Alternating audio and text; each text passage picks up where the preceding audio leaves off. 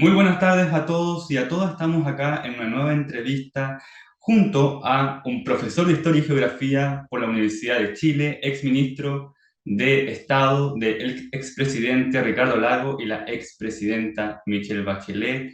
También es profesor en distintas universidades y miembro del Partido por la Democracia. Muchas gracias, Francisco Vidal Salinas, por conversar junto a nosotros. Gracias a ti, Gonzalo. Cuéntame.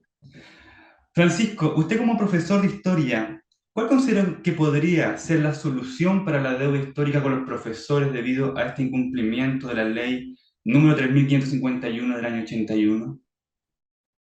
El único camino que se avanzó algo en algunos gobiernos es un acuerdo con el Colegio de Profesores que representa a ese universo además que lamentablemente por la vida se va achicando.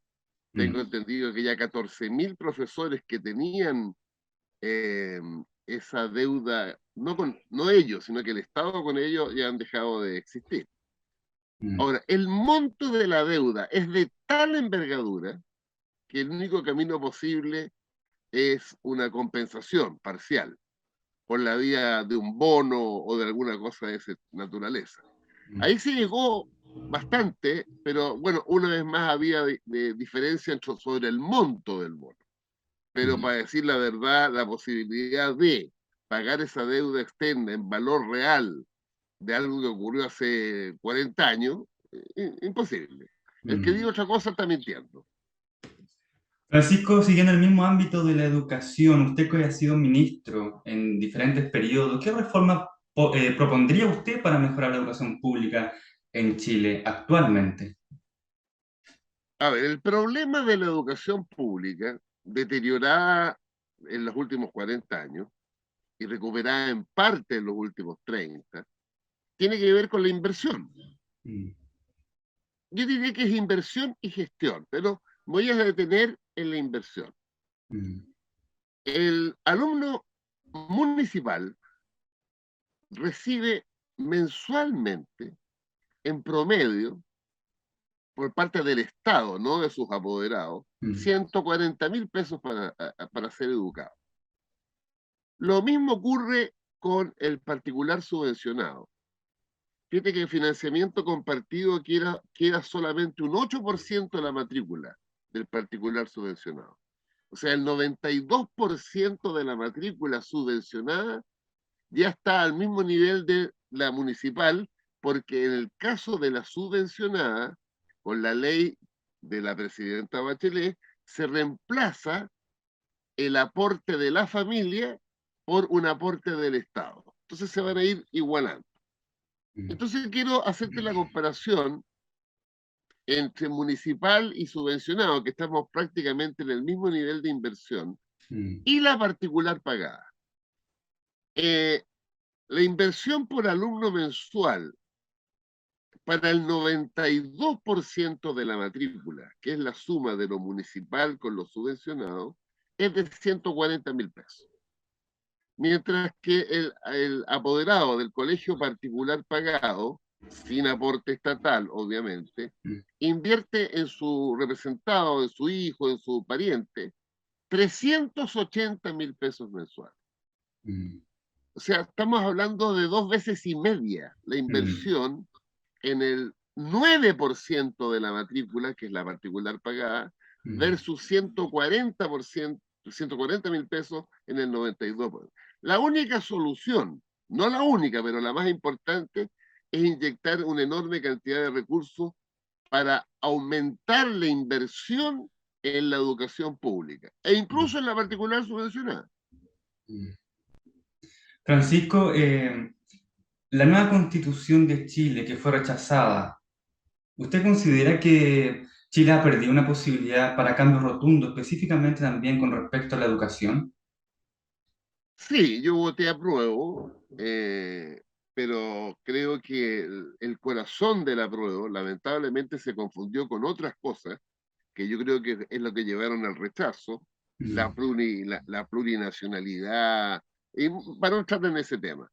Para mí lo esencial de una nueva constitución es que garantice en su artículo primero, como lo hacía la propuesta, un Estado social y democrático de derecho que mm, traducido significa que hay 4 temas en que los chilenos, por el hecho de nacer en Chile, tienen garantizado su acceso y su calidad: mm, salud, educación, vivienda y pensión. mm, En ese contexto, yo creo que el camino del nuevo proceso constituyente ya se ha avanzado, porque uno de los 12 principios que acordaron los partidos políticos es precisamente el Estado social y democrático de derecho. mm. En ese mismo aspecto, ¿considera que el proceso que se está haciendo para una nueva constitución es correcto o considera que hay que hacer nuevos avances, otras propuestas para que se logre esa constitución para Chile?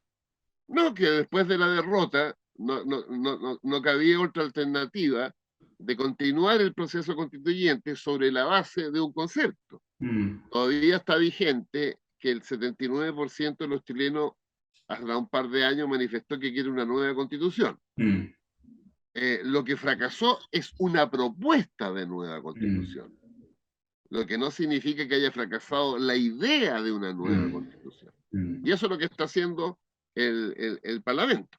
Ahora, a mm, mí lo que más me importa, ahora y antes, es que la nueva constitución tenga el Estado social de derecho, porque eso garantiza, entre otros, el tema de la educación. mm.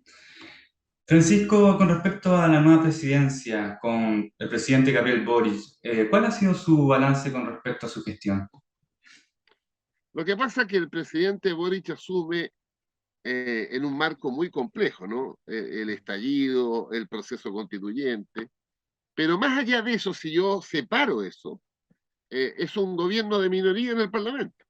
Mm, Un dato para la gente que nos está escuchando y viendo. Y lo mismo le pasó al presidente Piñera, ¿eh? Y lo mismo, mm, bueno, antes por los senadores designados le pasó a Frei, Elwin, Lago y Lago. La mm, reforma del presidente Lago es lo que eliminó eso. O sea, la tradición de los últimos 32 años es que el Ejecutivo tenga minoría en el Parlamento. mm, La excepción fue Bachelet 2, ¿vamos? Pero lo concreto es que el presidente tiene un programa transformador profundo, pero sus fuerzas de apoyo son minoría en el Parlamento. Para, para ser exacto, la Cámara de Diputados, las fuerzas de apruebo de dignidad son 37 parlamentarios. Tú le sumas el socialismo democrático, te coloca otros 30, te da mm, 67. Siempre y cuando esos 67 además estén ordenados y disciplinados, que es otro mm, problema. Ya, pero mm, parte con 67. Tú para cualquier ley requieres 78 votos. mm, O sea, 67. Estás a 11 votos de la mayoría mínima. Eso es en la Cámara.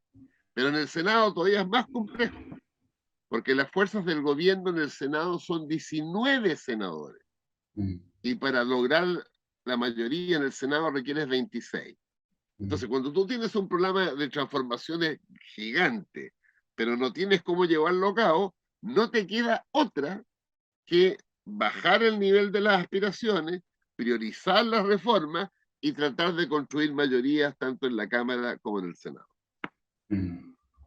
Francisco, para ir culminando ya esta entrevista que ha sido significativa para nosotros, usted ha tenido una carrera larga en la política. Mm. ¿Qué ha significado para usted ser parte de ella y parte de proponer soluciones para las problemáticas del país?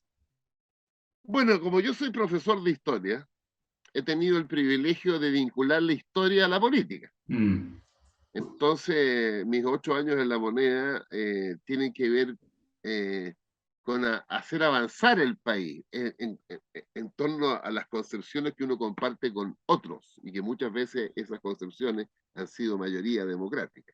mm, Entonces, grandes satisfacciones en la reforma de los últimos 30 años, también grandes frustraciones, porque para decírtelo es fácil, la concertación y la nueva mayoría lograron dos objetivos increíbles en Chile.